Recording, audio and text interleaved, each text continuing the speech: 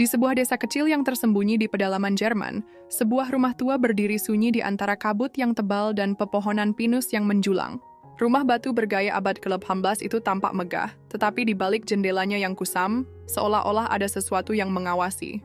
Hans, bersama istrinya Greta dan putri kecil mereka, Liesel, baru saja pindah ke rumah warisan leluhur itu, berharap menemukan kehidupan baru yang tenang.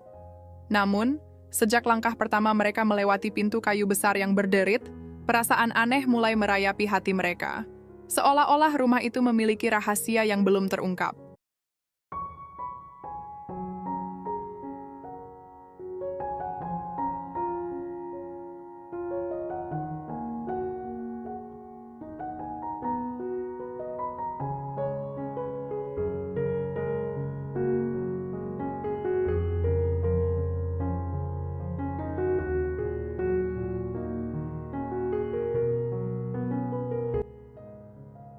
Di sebuah desa kecil di Jerman, tersembunyi di antara bukit berkabut dan hutan pinus yang lebat, tinggal sebuah keluarga kecil.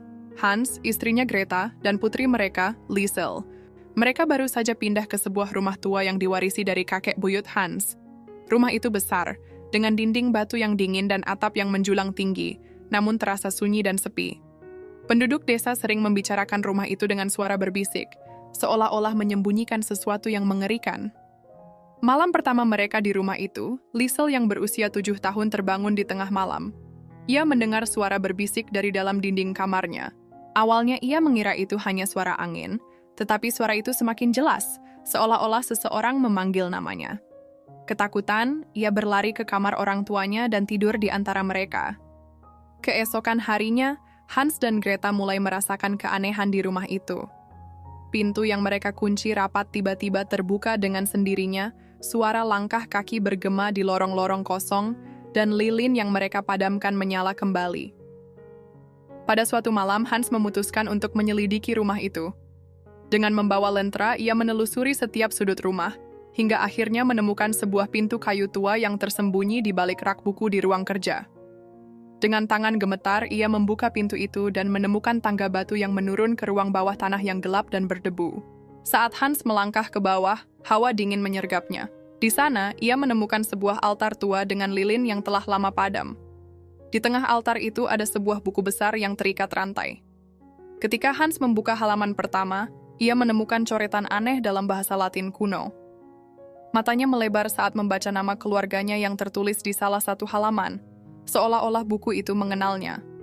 Tiba-tiba, pintu ruang bawah tanah tertutup dengan keras, dan suara-suara berbisik kembali terdengar, kali ini lebih jelas dan mengancam. Greta dan Liesel yang mendengar suara itu segera berlari ke ruang kerja. Dengan panik, Greta menarik pintu yang terkunci.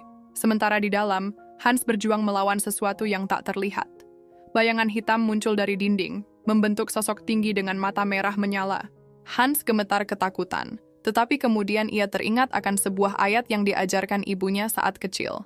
Dengan suara bergetar, ia berdoa, "Sebab Allah tidak memberi kita roh ketakutan, melainkan roh yang membangkitkan kekuatan, kasih, dan ketertiban." 2 Timotius 1 ayat 7.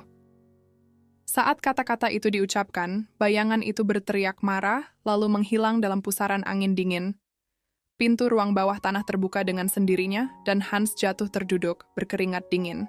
Setelah peristiwa itu, mereka menemukan catatan lama yang mengungkapkan bahwa rumah tersebut pernah menjadi tempat ritual gelap oleh salah satu leluhur Hans yang terobsesi dengan kehidupan abadi.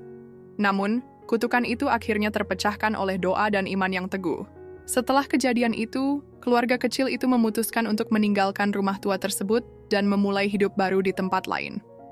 Mereka belajar bahwa tidak ada ketakutan yang lebih besar daripada kehilangan iman, dan hanya dengan bersandar kepada Tuhan, mereka dapat menghadapi kegelapan dengan keberanian. Tuhan adalah terangku dan keselamatanku. Kepada siapakah aku harus takut?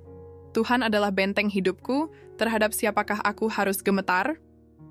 Mazmur 27 ayat 1. Pesan moral. Ketakutan dan kegelapan hanya dapat dikalahkan dengan iman dan keberanian. Dalam hidup kita akan menghadapi banyak misteri dan tantangan, tetapi jangan pernah biarkan ketakutan menguasai hati kita. Percayalah bahwa Tuhan selalu hadir untuk melindungi dan membimbing kita, bahkan di saat-saat paling gelap sekalipun. Saat kita bersandar kepadanya, Tidak ada kuasa jahat yang dapat mengalahkan terang kasih-Nya. Terima kasih sudah setia menonton hingga akhir. Semoga kisah ini dapat menginspirasi untuk lebih bertumbuh dalam iman. Jangan lupa like, komen, dan subscribe agar tidak ketinggalan video yang lainnya. God bless you all and see you. Bye.